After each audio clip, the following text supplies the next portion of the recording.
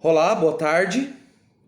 Eu sou o Leonardo, do Polo de Piraporinha, Diadema. Vim aqui apresentar o meu trabalho de portfólio da fase C, que fala sobre violência contra a mulher. E aí eu começo meu trabalho dizendo: até quando vamos nos calar, né? Até quando vamos ver tudo isso acontecer e fingir que nada está acontecendo, não é verdade? No Brasil, o Brasil está há 127 anos fora do regime escravista contra 380 anos sob a escravidão legal. Passou ainda por duas ditaduras somente no período republicano, em que a violência, inclusive contra as mulheres, foi institucionalizada. Bastante, né? Hoje, reconhecidamente como absurdo, a desigualdade já foi legal no Brasil colônia. Na legislação do Brasil, que dava aos maridos o direito de assassinar as mulheres caso estas fossem pegas em adultério ou simplesmente por suspeita do fato. Olha o tamanho disso. Existia uma lei no Brasil colônia que dava o direito dos maridos a assassinarem as suas esposas se elas forem flagradas em adultério. Ou não precisava nem ser flagradas. Só o fato de ter essa desconfiança já dava o direito do marido fazer essa bárbara. Mas é forte, né? No Brasil República, as leis continuaram com a ideia de que o homem era superior às mulheres. O Código Civil de 1916, que durou até 2002, considerava mulheres casadas como incapazes. Que coisa, né? Mas o Brasil ele vem avançando. Ele vem dando passos e ele vem avançando.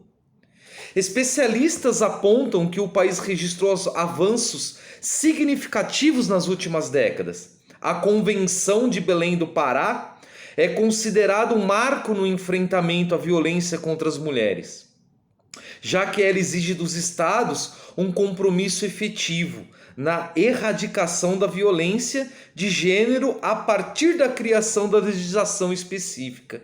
Olha, tá avançando, tá andando. Campo em que o Brasil tornou-se referência com a promulgação da Lei Maria da Penha. Aliás, uma das melhores leis já criada em favor à mulher, né? Porque, não é fácil. A Lei Maria da Penha é a lei número 11.340 de 2006. Será que a violência doméstica ela não é um fenômeno histórico-social? Vamos ver o que diz o trabalho.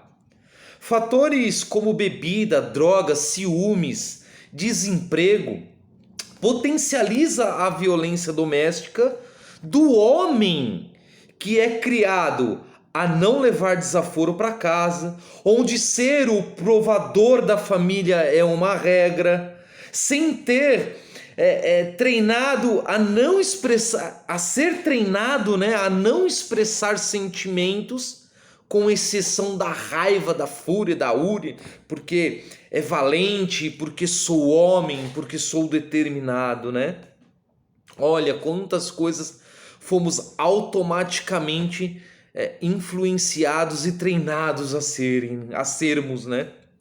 Com extrema naturalidade se ensina o machismo nos lares. Quando uma menina tem obrigação de lavar a louça ou arrumar a casa, e muitas vezes os meninos são desobrigados dessa obrigação, né? São-lhe tirados essa obrigação, muitas vezes por puro machismo. Então ali, já na criança, já vamos introduzindo a ela o que é dever de mulher, o que é dever de homem, e aí levando essa criança já nesse imaginário para a vida adulta, né? A superioridade do homem, ela não pode ser um algo comum, né? E aqui eu deixo uma perguntinha, né? Isso é comum para você? Deixo essa perguntinha.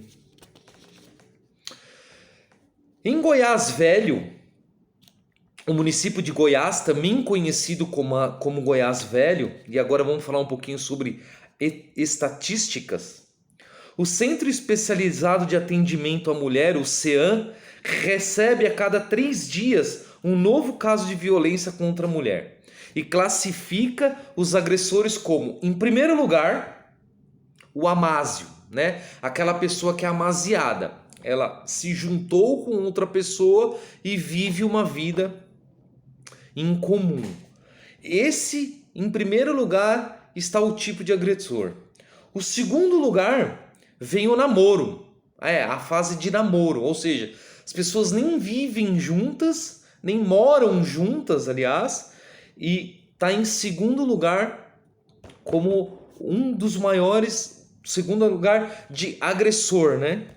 O terceiro lugar, ele vem para os maridos, né? Aquele que realmente é casado numa instituição religiosa, casado civilmente, e aí mora junto com o seu cônjuge, e aí ele está em terceiro lugar nessa lista de Goiás. Em quarto lugar vem os parentes diversos, e em quinto lugar os filhos que também são geradores dessas agressões. 40% dessas mulheres agredidas, estatisticamente falando, são negras, são mulheres negras. 41,5% com idade entre 18 e 35 anos. 36 possuem ensino superior incompleto, contra apenas 10% de nível fundamental. Aqui a gente vê essa divergência, né? Olha, uma mulher culta, uma mulher estudada, ela consegue realmente levar as estatísticas, quanto aquela de nível fundamental ou menos, ou até nem tem estudos, ela não consegue fazer parte dessa estatística. 64,15% não, vou repetir, não são dependentes dos agressores. Olha como é importante. Falamos de Goiás e agora eu vou adentrar um pouquinho na região do ABC. É o município onde eu moro. Na região do Grande ABC, a Frente Regional do ABC destaca que, nas periferias, a mulher tem mais dificuldade em conseguir ajuda. Vamos ver como? Uma mulher de periferia que tem dificuldade para ter acesso à internet e tem um celular que às vezes a família toda usa, ou muitas vezes nem celular tem, e as moradias que são bem menores e não tem espaço onde a mulher tenha uma privacidade para poder fazer uma ligação em busca de ajuda e assim denunciar o seu agressor. Isso tudo vulnerabiliza, nossa, palavra difícil, vulnerabiliza mais do que em relação à mulher que está em outra situação, ou seja, a mulher que tem uma situação um pouquinho melhor, um pouquinho destacado, né, dessa outra que acabamos de ver, ela tem maiores chances de denunciar ou de fazer a sua denúncia contra o seu agressor, né? Por N motivos que acabamos aqui de enxergar. E agora eu faço um pequeno comparativo, né, entre essas regiões e fica bem claro para nós a semelhança, né? A semelhança de Goiás e a semelhança aqui do Grande ABC, onde Tá mais do que certo que a violência contra a mulher, ela se dá em todos os âmbitos. Nesta realidade, é fato as dificuldades que encontramos para quantificar e apurar os dados de violência contra as mulheres de classes sociais mais baixas, em que o índice de violência aumenta.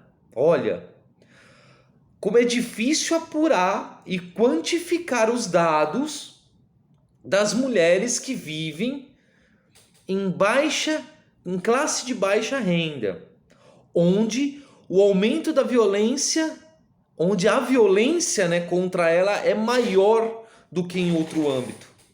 E mesmo assim, e aí você vê, a gente vemos que essa apuração, esses dados ou essa estatística, a mulher não consegue chegar, né? Porque ela não tem meios, ou muitas vezes não tem conhecimento, né? E o índice de violência aumenta devido aos problemas sociais como analfabetismo e baixa renda. Aí a gente começa a construir essa dura realidade, né?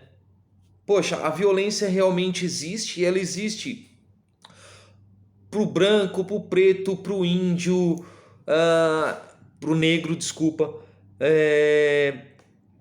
Ela existe pro pobre, pro rico, pro culto, pro não culto, pro alfabetizado, pro não alfabetizado. Essa violência ela está no meio de todos os âmbitos. Porém, as mulheres de baixa renda, de pouco estudo, de poucas culturas, ela tem essa grande dificuldade de procurar ajuda, de denunciar os seus agressores, de tomar coragem para essa ação, porque muitas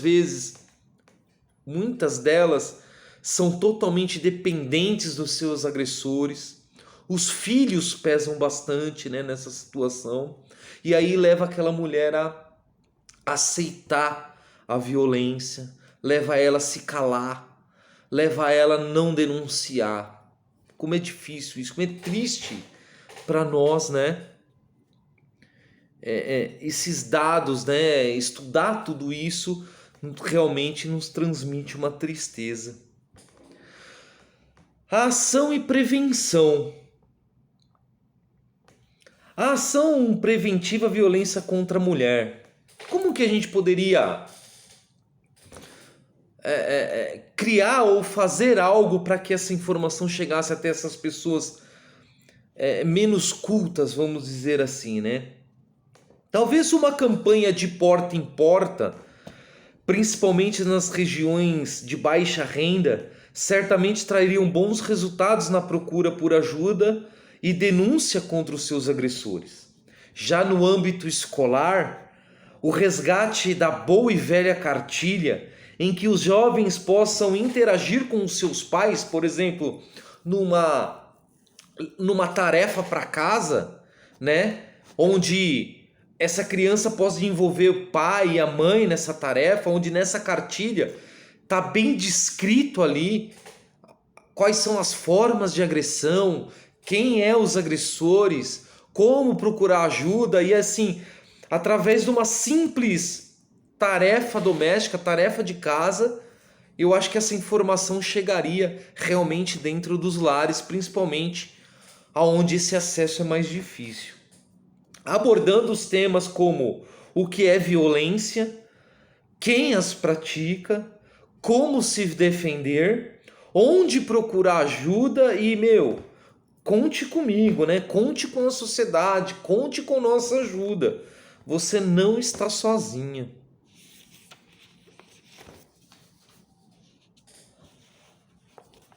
A Lei Maria da Penha, ela também classifica a violência em um ciclo de 3 fases. Vou ler aqui um trechinho. Apesar de a violência doméstica ter várias fases e especificidades, a psicóloga norte-americana Lenore Walker identificou que as agressões contidas em um contexto conjugal ocorrem dentro de um ciclo e é constantemente repetido. Fase 1 é o aumento da tensão. Nesse primeiro momento, o agressor mostra-se tenso e irritado por coisas insignificantes, chegando a ter acessos de raiva. Ele também humilha a vítima, faz ameaças e destrói objetos. Na fase 2, ato de violência.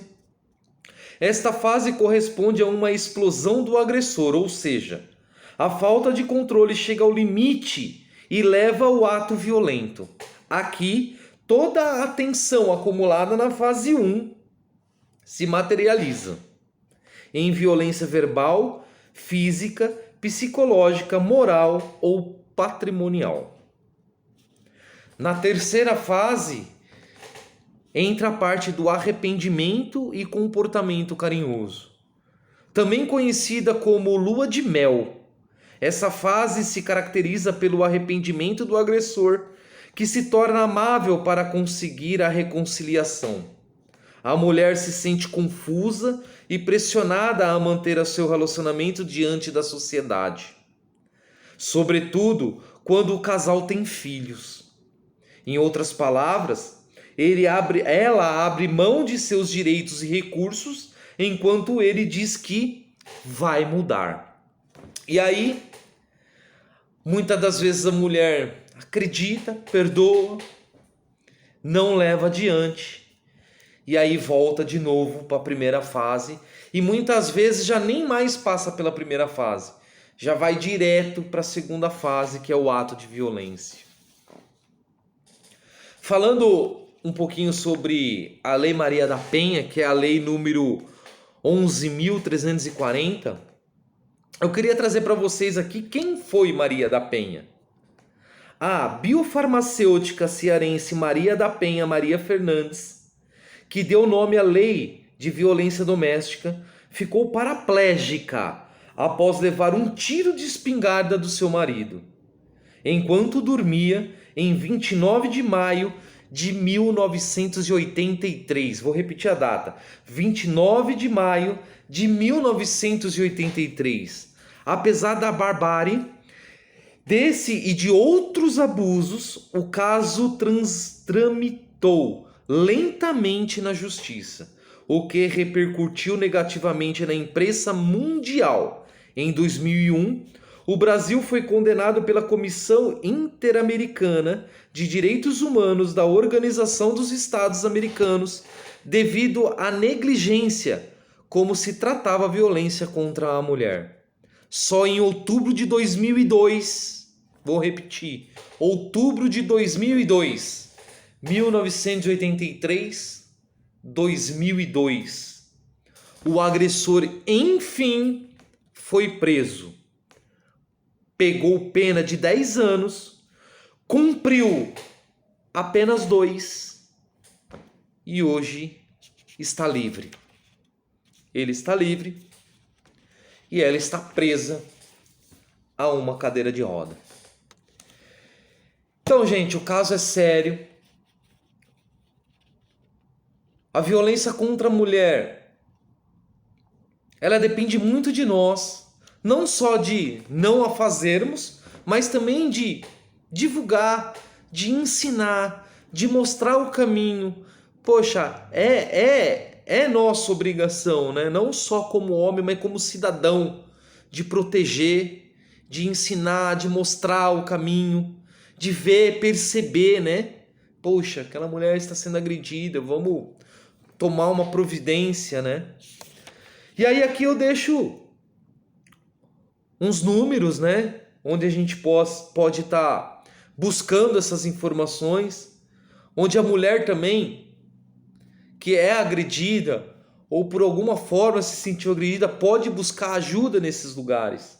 Aqui em São Bernardo do Campo, nós temos a Delegacia da Mulher, que fica lá na rua José Mesa Mendonça, número 40, no Jardim do Mar. O telefone é 4368-2032. 4368-2032. Temos também o Centro de Referência e Apoio à Mulher. Fica na rua Doutor Flacker, número 208, segundo andar. O telefone é 4125 9485. 4125 9485. Temos também o HMU, Hospital Municipal Universitário contra a Violência Sexual. Ele fica na Avenida Bispo César da Corso Filho, 161, Rude Ramos. O telefone lá é 4365 1480. 4365 1480. Centro de Atenção Integral à Saúde da Mulher, o CAISMIN, Rua Brasil 350, no Rude Ramos. O telefone lá é 4365 1480. É o mesmo do HMU, 4365 1480. Importante de tudo isso que eu falei aqui, a maioria dos serviços citados agora funciona durante o horário comercial. Fora desse período, é necessário recorrer a uma delegacia comum ou acionar a central de atendimento à mulher, que atende 24 horas por dia, em qualquer dia, pelo telefone 180 180, e a ligação é gratuita. Beleza, meu irmão? Então aqui interagir um pouquinho com vocês sobre este trabalho que eu fiz sobre a violência contra a mulher. Espero que você tenha refletido junto comigo sobre tudo isso e que sirva não só para mim, mas para toda a sociedade, essa importância de não nos calarmos, né? Não fecharmos os olhos para esta situação. Beleza? Obrigado e até mais.